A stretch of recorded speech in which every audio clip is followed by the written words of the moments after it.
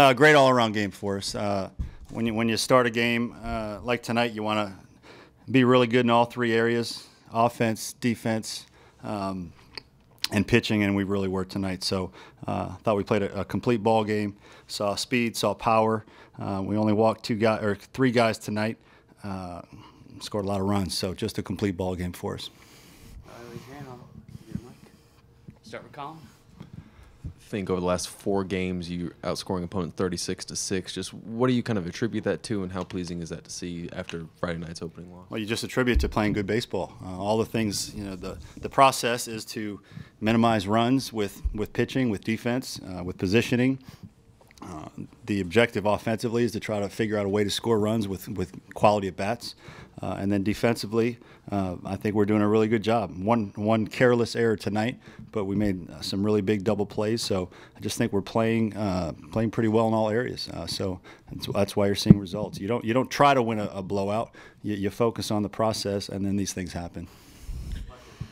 Mark, I think the bottom third of your order had 8 hits, 12 RBIs, I think.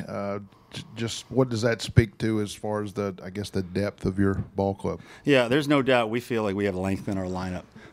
We should be able to put 9 hitters out there on any given day where we feel like there's length in the lineup. So I think tonight was an example of that. And the quality thing for us is that we have some guys that we don't get to start right now that are starting caliber players. So feel really good. If you'd have told me Stokes wouldn't play and we scored 15 runs, I think that's evidence of the depth we have. So that's what we want to be, a team 1 through 9 that just gives you really, really tough at bats.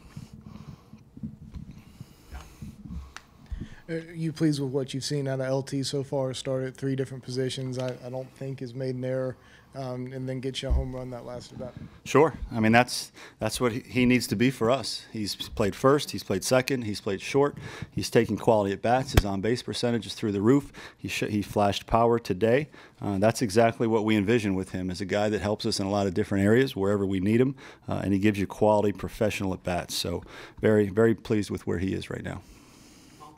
TJ Shook looked pretty good tonight. Came in and got out of that jam. Just what have you seen out of him through the first couple of days of the season? What can he kind of give you out of the pen? I mean, I would say Shook, Coyne, Lomas, all really encouraged by them. Chapman as the starter labored more than we want him to labor. Took him 69 pitches to get 9 outs, and that's too many. And he'll be better, but he's a young guy still trying to get his sea legs here. But the bullpen, I thought, obviously Graham Lawson is still trying to get his mechanics back, and we just wanted to get him out there, and he's a guy that's going to pitch some big innings for us here at some point. Just a matter of him getting healthy and getting his command back. But Shook, Coyne, and Lomas were all outstanding. 4 strikeouts between the 3 of them, no walks, and they really attacked the zone. So I thought all those guys looked really good.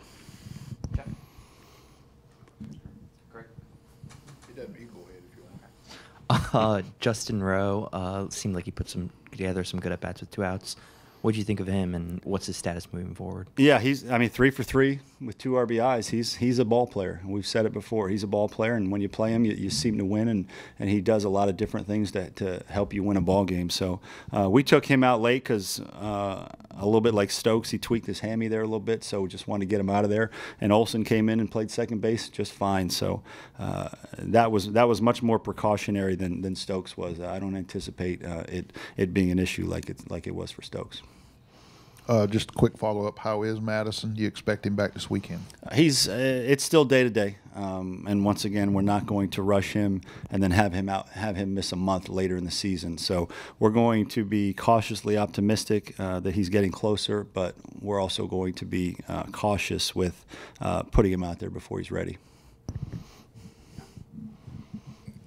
What have you seen out of Noah so far? He's got some walks, he's got some strikeouts. The hits haven't quite come yet. And have you thought about playing him some at second base, or are you sticking with DH for a while? I just think Noah's a freshman, getting his feel for this level of play. He's an extremely talented player. He's had some at bats where he hit the ball really hard with nothing to show for it. His last at bat tonight, he flied out deep, to the wall. So he's a spark plug. When he gets on, he's able to steal bases and create runs. But like most freshmen, there's some times where he looks great, and then there's times where he struggles a little bit. That's just part of this process. How is Carlos's mindset right now? Is he getting a little frustrated? You know, it's amazing. He's for somebody that's regarded rightly so as one of the best hitters in the country. He's getting pitched, very carefully, and his mindset has been incredible. Much more so than 99.9% of the hitters in his shoes would be.